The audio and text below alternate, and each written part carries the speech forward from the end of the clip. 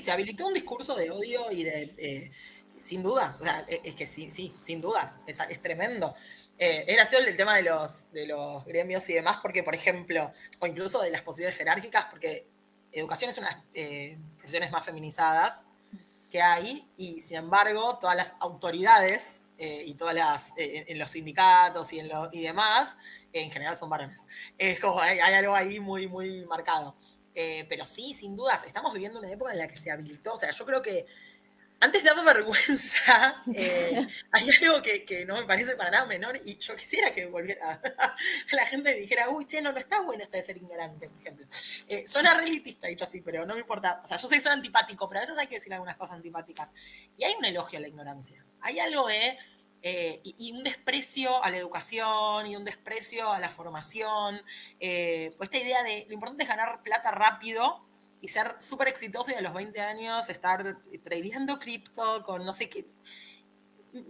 Y ahí en eso hay un caldo de cultivo de odio y de desprecio que no sé cómo vamos a revertir. O sea, a mí me parece increíblemente preocupante. O sea, creo que es. O sea, hay cuestiones.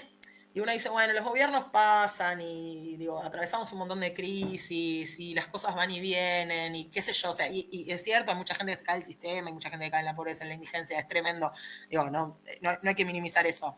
Pero los gobiernos van a pasar y de alguna manera, no sé, la sociedad termina como reconstruyéndose. Pero esto de tener grupos de jóvenes que, que sostienen estos discursos de odio, que vuelven a cuestionar cosas que pensábamos ya saldadas. O sea, no puede ser que estemos otra vez discutiendo si fueron o no fueron 30.000 y qué quiere decir ese número y si está bueno o no ir a visitar genocidas. Es una discusión que no podemos estar teniendo en 2024. Entonces, el hecho de que estemos volviendo a tener que discutir esto, el hecho de que estemos otra vez teniendo que discutir que no está bueno pegarle a las mujeres y que está bueno que haya el derecho al aborto seguro, legal y gratuito y un montón de cosas, habla de algo que vamos a tener que trabajar muchísimo con la juventud y honestamente yo no sé cómo. Algo que me pone muy mal es la sensación de haber perdido todavía de comunicación. O sea, yo no sé cómo hablar con personas que piensan así.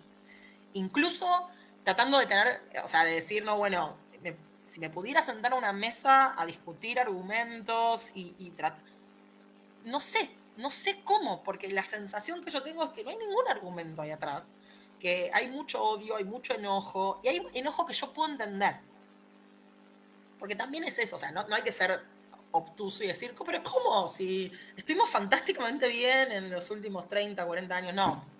Entonces, el punto es, yo puedo entender el enojo y yo puedo entender la frustración y yo puedo entender cuando gente que de todas maneras no tenía aguinaldo, ni vacaciones, ni nada por el estilo, no le parece grave que otras personas pierdan el aguinaldo, las vacaciones, el trabajo.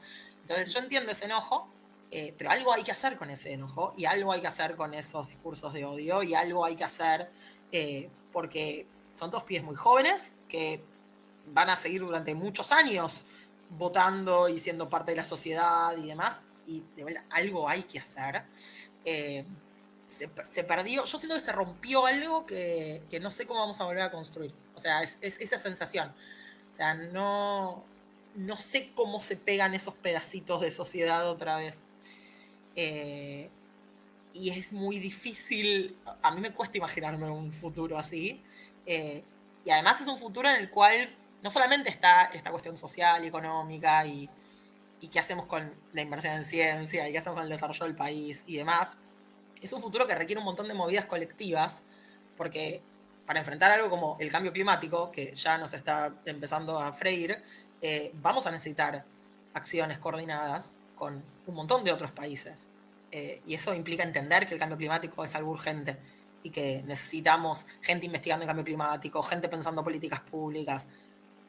Y, la- y eso es social, es colectivo. Y lo que yo veo ahora en muchos de estos pibes es una idea tan individualista, tan centrada en uno y lo que me pasa a mí, sin importar lo que pasa con los demás, que, insisto, no sé cómo lo vamos a revertir, es muy difícil. Eh, no se me ocurre, es un poco desolador porque tampoco es que, pienso, ay, no, pero seguro que estas personas tienen alguna respuesta. No sé quiénes son esas personas que Sí. tienen una respuesta. Pero sí me preocupa esta idea de perder lo colectivo para pensar todo de una manera mucho más individual, y ahí se toca mucho, y por eso las cuestiones de género creo que también o sea, originan tanto rechazo. Es como un contramovimiento a un montón de cuestiones que cambiaron en la sociedad y que obviamente a muchas personas no les gustaron, pero además porque los movimientos feministas son movimientos colectivos. Está esta idea de lo colectivo ahí muy, muy, muy metida. Entonces, si estamos yendo hacia una sociedad cada vez más individualista, obviamente que lo colectivo hace ruido. Y lo colectivo hace ruido en todo sentido, porque este desprecio por los sindicatos, que más allá de todo lo que sea la burocracia sindical, digo, esta idea de juntarse y de entre todos pensar y de entre todos luchar y de entre todos, todo eso también se desprecia mucho, porque estamos yendo hacia algo mucho más individualista, de yo con mi teléfono mirando el mundo desde una pantalla. O sea, no sé cómo esto se puede solucionar, cómo esto se puede revertir, cómo se pueden empezar a pegar otra vez los pedacitos que se rompieron.